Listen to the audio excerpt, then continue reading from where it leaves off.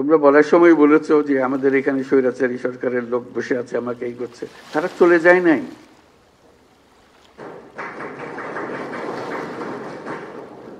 তোমরা বলছো যে তার সরকারে আছে, আমি বলছি তোমার গ্রামেও আছে। শুধু সরকারকে দেখি আমি চলে গেলাম ওই সরকারে আছে, তারা কিছু করতে পারতেছে না। তোমার গ্রামে আছে, তুমি কিছু করতে পারছো? তুমি তো দুঃখ করতে এসছো আজকে। কাজে সেই তেজ আসতে হবে না, এটাকে জায়গা দেবো না আমরা কোথাও।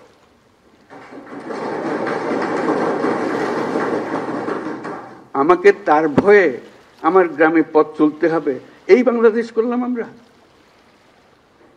এই বাংলাদেশটা আমরা করি নাই।